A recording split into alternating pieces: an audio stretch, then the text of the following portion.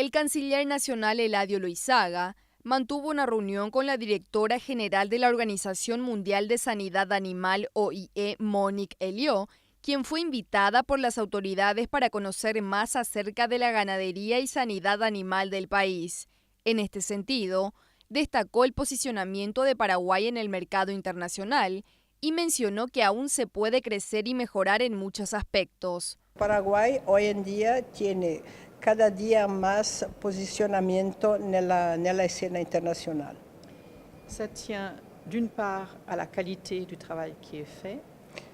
De un lado, por la calidad del trabajo que se desarrolló en la parte sanidad animal.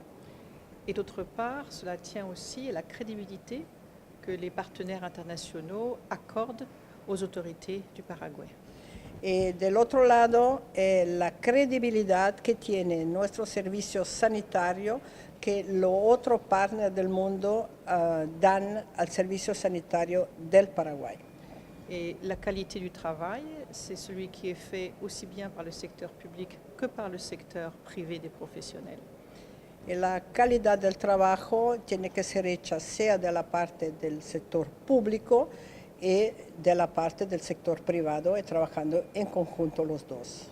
Entre los puntos específicos que fueron abordados durante la reunión, la directiva francesa mencionó las estrategias para el desarrollo del comercio internacional, así como las normas internacionales de sanidad animal que se rigen por la OIE. Los motivos bien específicos fueron la de hablar sobre el comercio internacional y sobre todo la autoridad del Paraguay con la autoridad de la OIE, de la doctora Monique Elliot, que es la gerente general, para incrementar más el comercio internacional.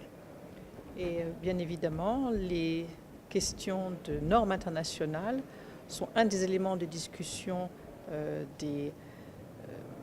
des discussions qu'il y a entre les différentes régions du monde, entre les différentes entités et communautés. Et donc, bien évidemment, c'est un des sujets que nous avons parlé. Y sobre todo respecto de las normas internacionales que rige la OIE en el mundo para mantener la sanidad animal y sobre todo para el beneficio del humano.